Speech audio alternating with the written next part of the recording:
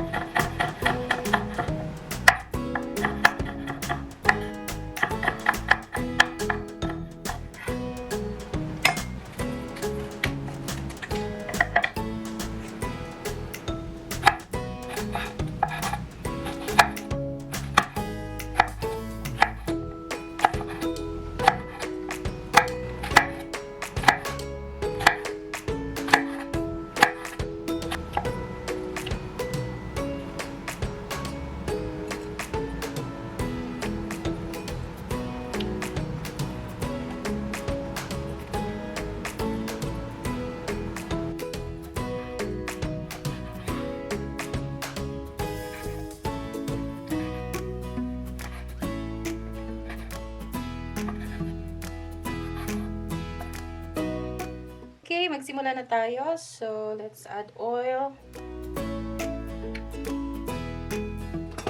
Ilagay na natin ang bawang at saka ginger. So, pinagsama ko na sila.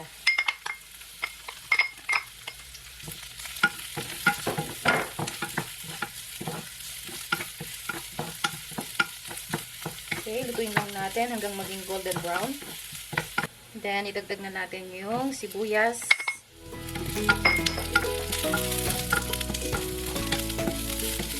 Okay, tapos ilagay na natin yung meat. So, igigisa lang natin.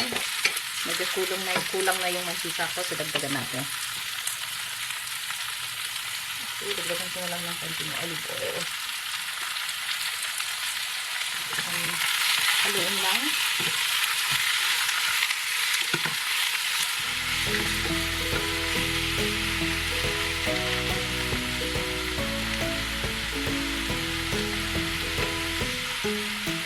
Then, dadagdagan ko lang siya ng konting water para lumambot yung karne. Ayan, habang lumalambot yung meat, dagdagan ko na rin siya ng konting salt at saka pepper para dumikit na yung lasa sa meat.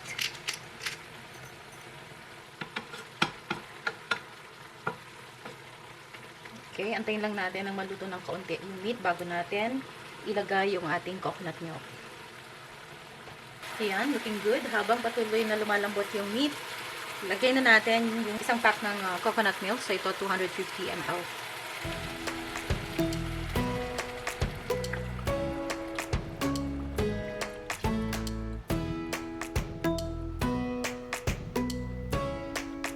Ayan. So, mukhang hindi naman kailangang dagdagan ng tubig kasi medyo parang matubig siya.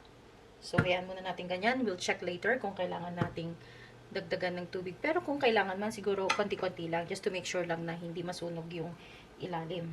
Okay? So, ito, pakulo lang natin hanggang tuluyang lumambot yung karne. Tapos, and at the same time, yung coconut milk, mag-curdle na at humalo na dun sa meat. Tapos, maging malapot na siya. Okay? Sige, yan lang natin siyang kumulo. Pero yung heat, wag masyadong malakas para hindi masunog yung ilalim. Ilagay lang natin sa medium heat and then let it boil. Siguro magbo-boil to ng mga more or less 15 to 20 minutes. So we have to check in between. Ayan, nag-reduce na yung water from the coconut milk. At medyo dumapot na siya. Okay.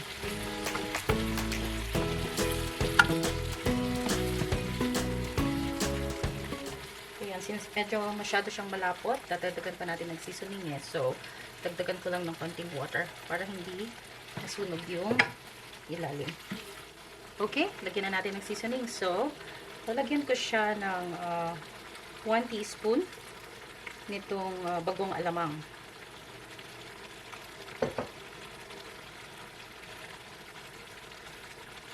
Okay, haluin natin.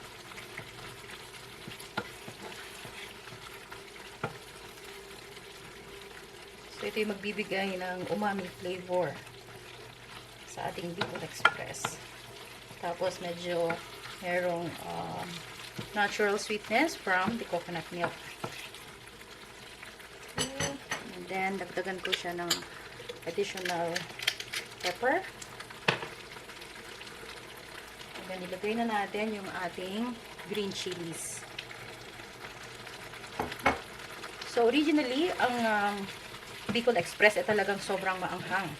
Kasi yan ang style ng cooking nila sa Bicol. Maanghang ang mga pagkain. But then, lalagyan ko lang siya ng enough ayon sa kaya kong heat. Okay, and then let's taste kung okay na yung lasa.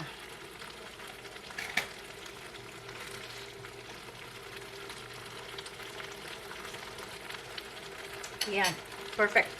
Hindi siya maalat. At hindi rin siya lasang coconut milk, so tama yung blending. Alright, this is almost done.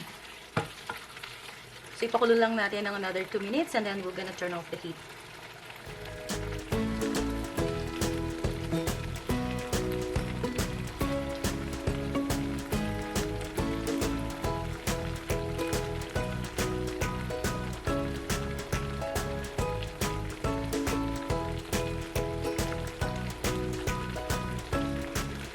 Okay, perfect. This is done. Let's turn off the heat. And then, ilipat na natin sa plate.